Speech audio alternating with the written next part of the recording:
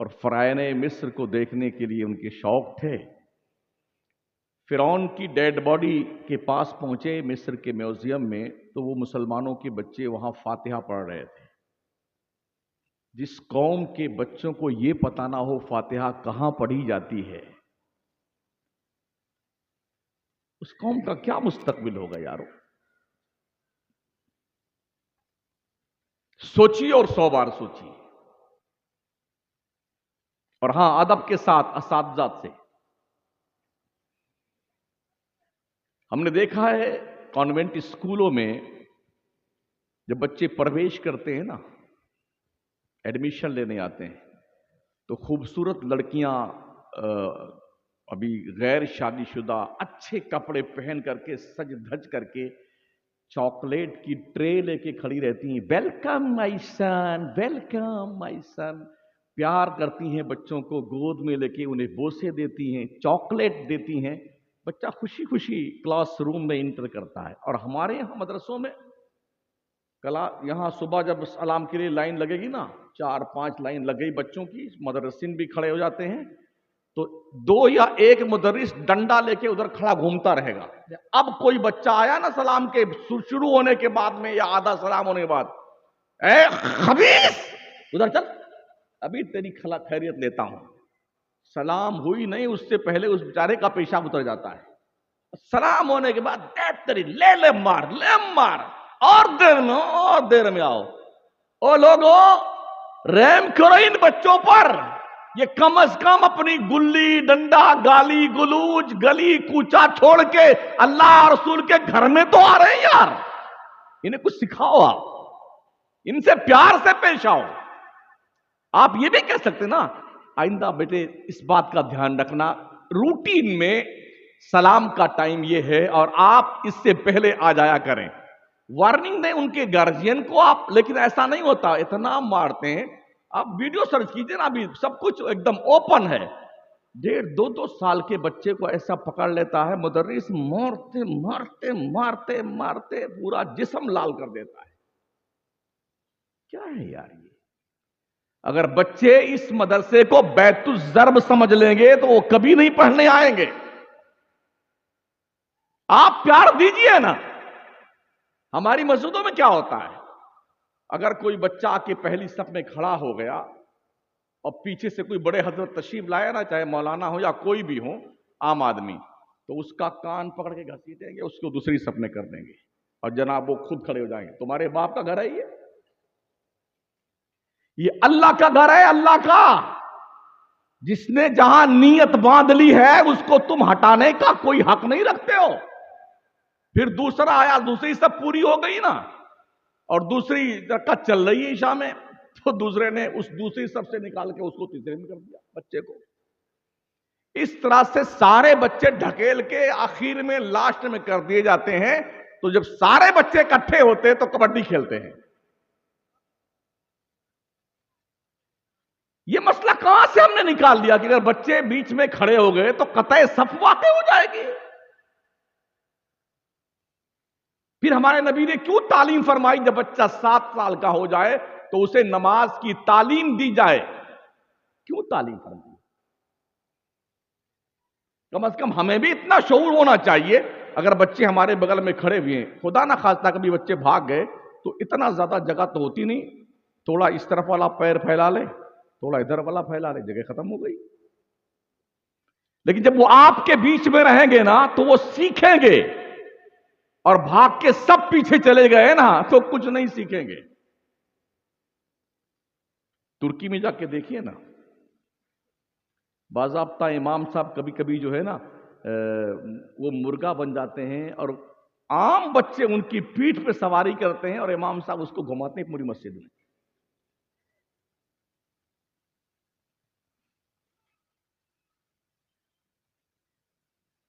تو ہمارے بچوں کو کچھ ڈھنگ کی تعلیم کہیں پر دی جانے کی ایسی کوئی ہم نے سوچ کم ہی دیکھی ہے۔ بس ٹھیک ہے، کچھ تو شروع پڑھو چاہے نہ پڑھو، تنخواہ تو ہم کو ملتی ہے، یہ اور لوگ پڑھو چاہے چولہے بھاڑ میں جاؤ، ہم کو تو تنخواہ ملتی ہے۔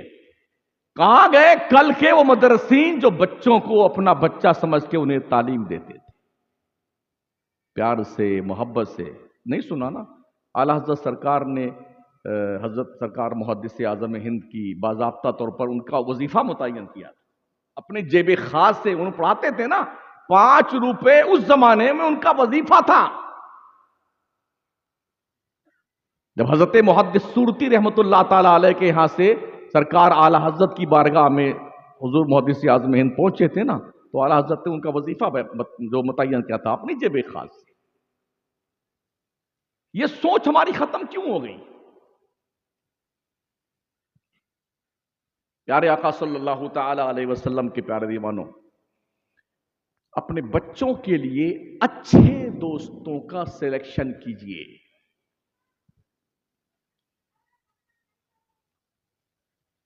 اور میں نے عرض کیا نا کہ اچھوں کی صحبت بروں کو اچھا بنا دیتی ہے، اور بروں کی صحبت اچھوں کو بھی برا بنا دیتی ہے۔ میرے کریم آقا علیہ السلام نے ارشاد فرمایا، الناس علی دین خلیلہم فلینظر احدکم من یخالل۔ لوگ اپنے دوستوں کے دین پر ہوتے ہیں، تو تم میں کا ہر شخص یہ دیکھ لے کہ وہ کس سے دوستی کر رہا ہے۔ دوستوں کو دیکھ کر لوگ سیکھتے ہیں، اچھے دوست بناؤ۔ ہم نے یہ بھی دیکھا ہے کہ اگر آپ کوئی جوا نہیں کھیلتا ہے نا، کہ جواریوں کے پاس کھڑا ہو گیا نا، تو لوگ کیا کہیں، یہ جواری ہے، جواری ہے۔ کوئی شراب نہیں پیتا ہے نا، شراب کے اڈے کے آس پاس مڈلا رہا ہوتا ہے نا، کچھ گڑبڑ تو ہے یار، کہ شراب پینے کے چکر میں ہے۔ تو اگر بروں کی صحبت یا بروں کے اڈے کے پاس گزرنے، رہنے، آنے جانے سے لوگ ڈاؤٹ فل ہوتے ہیں، اگر آپ مدرسوں اور مسجد کے قریب رہیں گے، اچھوں کے قریب رہیں گے، تب بھی تو آدمی کی سوچ بنے گی، یار اچھا آدمی ہے یہ۔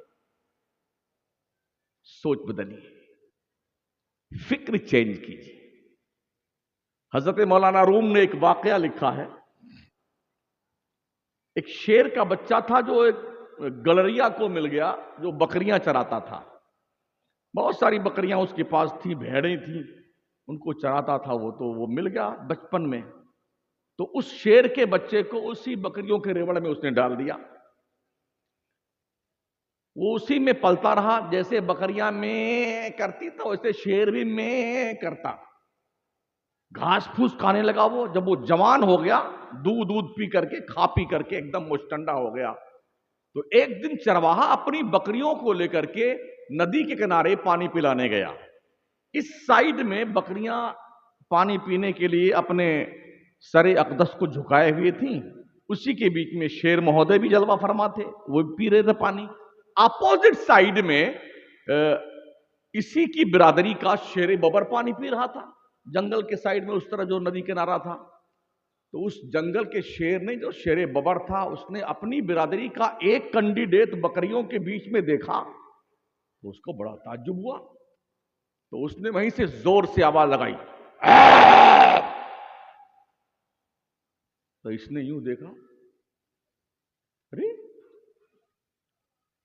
میری شکل تو اس سے ملتی جلتی ہے، میں تو بکری نہیں ہوں، میں تو بھیڑ نہیں ہوں۔ اس نے اپنی زبان میں کچھ کہا اور اس کو احساس دلایا کہ تو شیر کا بچہ ہے، شیر کا، بھیڑ بکری کا نہیں۔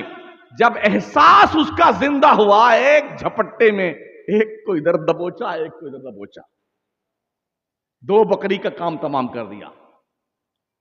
ہمارا احساس مردہ ہو گیا، ہم بھول گئے کہ ہم میدان بدر کے 313 مجاہدین کی اولاد ہیں، ہم بھول گئے احد کے پہلوانوں کی اولاد ہم ہیں، ہم بھول گئے حنین خندق کی اولاد ہم ہیں، ہم بھول گئے جنہوں نے وقت کی سپر پاور طاقت کیسر و کسرا کو دھول چاٹنے کے لیے مجبور کر دیا، ہم ان کی نسلیں، اس لیے کہ ہم گھاس اور پھوس کھانے والوں کے بیچ میں زمانے سے رہ رہے تھے، ہم کو پتہ نہ چلا ہم اولاد کس کی ہے۔ احساس زندہ کیجئے، آپ کس کی اولاد ہے اور آپ کا مقام کیا تھا کل، اور آج آپ کیا ہیں۔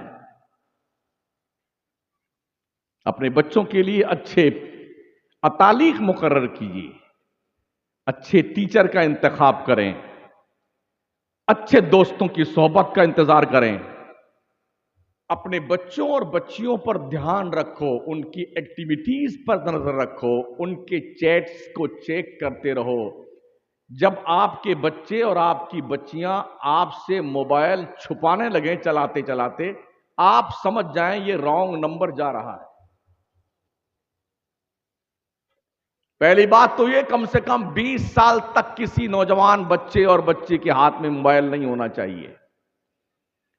सारी बुराइयों की जड़ ये बला आई हमारे सामने, जिसने अखलाक इतनी बिगाड़ दिए, इंसान इंसान न रहा, जानवर बन गया।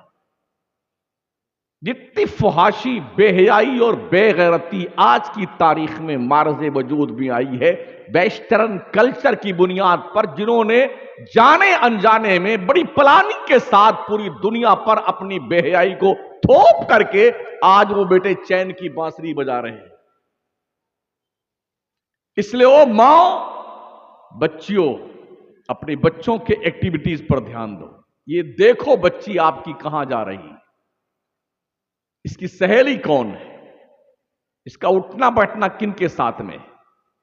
आप अगर बच्चे के बाप हैं तो अपने बच्चों को आप देखें, इसका दोस्त कौन है, किस कैटेगरी का है। आवारा तो नहीं है, शराबी तो नहीं है, बदमाश तो नहीं है। अगर आप इतना भी नहीं कर सकते हैं तो क्यों बच्चों को पैदा करते हो? अगर यही करना है तो पैदा करके किसी अनाथ आश्रम में छोड़ के आ जाओ, अगर तुम्हें इतनी फुर्सत नहीं है कि तुम अपने बच्चों की तरबियत कर सको। तरबियत करो अपने औलाद की, ऐसा माहौल फराहम कीजिए बच्चों और बच्चियों के लिए जहां पर बच्ची कनीज़े फातिमा बनने का हौसला पैदा करे, जहां पर बच्चा आपका गुलामे हुसैन बनने का हौसला पैदा करे। इससे पहले कि कोई बुरा बदकिरदार दोस्त आपके दोस्त बच्चे से क्लोज होकर के उसके दिल पर बेगैरती, लूट मार, बेहयाई, बदतमीजी, बुराई की तहरीर लिखे, आप अपने बच्चों से क्लोज होकर उसके दिल पर इस्लाम की पाकीज़ा तहरीर लिखें। इससे पहले कि कोई बच्ची आपकी किसी गर्ल फ्रेंड के चक्कर में आकर के वो अपनी तहजीब छोड़ती भी दिखे, अपनी बच्चियों से क्लोज होकर के उनके दिल पर ये एहसास की तहरीर लिख दो कि तुम फातिमा ज़हरा की कनीज। हमें का हर शख्स जिम्मेदार होना चाहिए, हर औरत जिम्मेदार होनी चाहिए, हर बाप जिम्मेदार होना चाहिए। अगर नहीं होंगे तो जो कुछ था वो तो सब खो चुके हैं, जो कुछ बचा है इसे बचा लो ताकि तुम्हारी नस्लें बर्बाद ना होने पाए। शाहजहां का नाम सुना आपने, जिसने ताजमहल बनाया है, शाहजहां बादशाह। औरंगजेब आलमगीर की जब रस्म बिस्मिल्लाह खानी करने की बारी आई, पढ़ने की बारी आई, तो शाहजहां बादशाह ने पूरे मुल्क में हरकारे भिजवाए, ऐसा बेहतरीन ट्यूटर अतालीक तलाश किया जाए जो बादशाह के बेटे औरंगजेब को पढ़ाने की सलाहियत रखता हो। अखंड भारत में बंदे ढूंढने जाने लगे, ढूंढते ढूंढते ढूंढते ढूंढते अमेठी में हजरत मुल्ला अहमद जीवन पर नजर जाके टिकी कि ये मौलाना ठीक है और ये बादशाह के शहजादे को पढ़ा देंगे। कहा जाओ बुला के लाओ। जब बुलाने वाला आया कि महोदय जी, हजरत मौलाना मुल्ला अहमद जीवन साहब आपको बादशाह इस वक्त बुला रहे हैं। आज का कोई मौलाना होता, हजरत साहब होते, कोई साहब किबला काबा होते ना, नंगे पैर भाग के जाते, नंगे पैर। हाँ, एक एमएलए के बुलाने पे लोग पगला जाते हैं, फोटो खिंचवा लेंगे, उसका एल्बम बनाएंगे। देखिए ना, महापौर के साथ मेरा फोटो कैसा लगता है। इसी चक्कर में कितने लोग जी रहे हैं, फोटो खिंचा के एल्बम बनाए हुए। हजरत मुल्ला अहमद जीवन ने कहा, ओ भाई साहब जाइए बादशाह से कह दीजिए मुझे बादशाह से कुछ लेना देना नहीं, बादशाह को गरज है तो चल के मेरे पास आए। ایسے بھی علماء تھے اس زمین پر. جا کے بول دو شاہجہاں سے مجھے بادشاہ سے کچھ لینے دینا نہیں, اس کو کہہ دو اس کو غرض ہے وہ میرے پاس چل کے آئے. گیا اس ہرکارا, اس نے کہا بادشاہ سلامت بڑا خطرناک مولانا سے ملاقات ہو گئی. کہا کیا ہوا؟ ارے کہا اس نے تو ایسا کہا ہے کہ اب کیا بتاؤں آپ کو میں. کہا بولو تو صحیح. کہا اس نے یہ کہا ہے کہ مجھے کسی بادشاہ سے کچھ لینا دینا نہیں ہے, بادشاہ کو غرض ہے تو وہ چل کے میرے پاس آئے. تو بادشاہ بے وقوف نہیں ہوا کرتے تھے. انہوں نے کہا بات تو سچی انہوں نے کری, غرض تو ہم کو ہے نا ان کے پاس جانے کی. کہا چلو ٹھیک ہے, جا کے ان سے کہہ دینا ہمارے بچے کو اورنگزیب کو پڑھائیں, اتنی رعایت کر دیں کہ یہ بادشاہ کا لڑکا ہے تو اسے آگے بٹھائیں, دوسرے بچوں کو پیچھے بٹھائیں. وہ پھر آیا ہر کہا کہ حضرت ٹھیک ہے, اگر ایسا نہیں کرتے تو ایسا کمپرومائز کر لیجئے. کہا سن لو, جو پہلے آئے گا وہ آگے بیٹھے گا, جو بعد میں آئے گا وہ پیچھے بیٹھے گا. یہاں کوئی بادشاہ اور رعایا کی بات نہیں ہے. وہ پھر گیا ادھر. کہا ایسا ایسا مولانا نے کہا ہے. کہا چلو ٹھیک ہے لے جاؤ بولو پڑھانے کے لیے. حضرت ملا احمد جیون پڑھانے لگے. تو بادشاہ کے جب بچے پڑھتے تھے تو کچھ خط نویس ہوا کرتے تھے, روز نامچہ لکھتے تھے. آج شہزادہ کب بیدار ہوا ہے, کب آنکھ دھلی ہے, کب منجن فرمایا ہے, کب استنجا فرمایا ہے, کب غسل فرمایا ہے, کب زیب تن ڈریس کیا ہے, اور کب کلاس روم میں گیا ہے, کب کھانا کھایا ہے, یہ سب لکھتے تھے. کب سویا ہے, کب چھینک آئی ہے, کتنی بار پیشاب کر, یہ سب لکھا جاتا تھا. ایک دن کوئی غلطی ہو گئی اورنگزیب سے, ملا احمد جیون نے وہ لگائی کھینچ کر کے نا, ناک سے کون اور منہ سے کون, اورنگزیب کے کتاب لال لال, کرتا لال لال, زمین لال لال, سب اٹھایا ہر کارے نے اور برتن میں جمع کر کے پوٹلی باندھ کے لے کے گیا. شاہجہاں کے دربار میں بادشاہ سلامت غضب ہو گیا. ایک مولوی کی حیثیت یہ, اس نے بادشاہ وقت کے بچے کو ایسا مارا کہ خون کے دھارے نکل پڑی, کپڑا لال لال, کتاب لال لال, زمین لال لال. سرکار ایسی سزا سنائیے کہ آئندہ قیامت تک کسی مولوی کو کسی بادشاہ کے بچے پر ہاتھ اٹھانے کی جرت نہ ہو. یہ خبر جب اندر ہوم منسٹر لوگوں تک پہنچی, بیگموں تک, تو بیگموں نے کہا ایسی سزا لکھیے اس ملا صاحب کے نام کہ اس کی نونی یاد آ جائے. بادشاہ نے قلم دوات منگوایا, کاغذ منگوایا, اللہ کا نام لکھا, سلام لکھا, اور نیچے جانتے ہو کیا لکھا تھا؟ ملا احمد جیون نے جو بادشاہ شاہجہاں کے بیٹے اورنگزیب کو تھپڑ مارا ہے, اس تھپڑ مارنے کے بدلے میں امیٹھی کے علاقے میں 1000 بیگھا زمین انعام میں دیے جانے کا فرمان جاری کرتا ہے. 1000 بیگھا زمین کس کو کہتے ہیں جی؟ ایک تھپڑ کے بدلے میں 1000 بیگھا زمین انعام. وہ لے کے آیا لیٹر کہ یہ بادشاہ سلامت نے دیا ہے. اس وقت کے ملا بھی بڑے جو علامہ ہوتے تھے انہیں ملا کہا جاتا تھا. آج تو ہر ارے گرے کھرے نتھو کھرے سب کو ملا جی بنا دینا. اس زمانے کی سب سے بڑی ڈگری ملا حسن, اتنے بڑے علامہ تھے کہ ملا حسن لکھی ہے کہ آج علامہ نہیں پڑھ سکتے اس کو. جی تو جب وہ لے کے خط آیا کہ بادشاہ سلامت نے آپ کو 1 بیگھا زمین انعام دی ہے اور یہ لیٹر لیجئے, حضرت کی خودداری دیکھیے, قلم دوات اٹھایا اور اس کے پشت پر لکھا فقیر کو اللہ کا دیا ہوا سب کچھ موجود ہے, بادشاہ کے تحفے کی مجھے کوئی ضرورت نہیں, لے جاؤ اسے. 1000 بیگھے کی زمین کا انعام مسترد کر دیا. گویا ان کی نظر میں یہ بات تھی, اگر ہم نے یہ 1000 بیگھا زمین کا پروانہ قبول کر لیا, کل بادشاہ کے کسی بھی آدیش کو ماننے کے لیے ممکن ہے شیطان ہمارے دماغ میں کچوکے لگائے, ختم کرو اس کلوز میٹر کو, لے جاؤ اس کو. آج اگر کوئی مولانا کسی بچے کو مار دینا تو گڈو کے ابا تو بعد میں آتے ہیں، ہوم منسٹر پہلے تشریف لاتی ہیں. تیرے باپ کا کھاتا میرا بیٹا، تیری ہمت کیسے ہوئی میرے بچے کو مارنے کی؟ یہ ہماری بہنیں اور مائیں آ جاتی ہیں مدرسوں میں. علم کو فروغ دیجیے، پڑھیے، پڑھائیے اپنے آپ کو. اور علم سیکھنے کی کوئی عمر نہیں ہوتی ہے. اطلب العلم من المہد الی اللحد، ماں کی گود سے قبر کی گود میں پہنچنے تک علم حاصل کیجیے. تعلیم کا انقلاب جب برپا کیا ہمارے نبی نے، آپ اندازہ فرمائیں کہ بدر میں جو قیدی گرفتار کر کے لائے گئے تھے مدینہ، 70 آدمی، یہ فرمان رسالت جاری ہوا کہ جو پیسہ دے کر کے فدیہ دے کے جانا چاہیں وہ فدیہ دیں اور چلے جائیں مکہ. جن کے پاس پیسے نہیں تھے، ہمارے نبی نے فرمان جاری کیا کہ جو پیسے نہیں رکھتے ہیں لیکن پڑھنا لکھنا جانتے ہیں، وہ انصار کے 10 بچوں کو لکھنا پڑھنا سکھا دیں، یہی ان کا فدیہ ہے.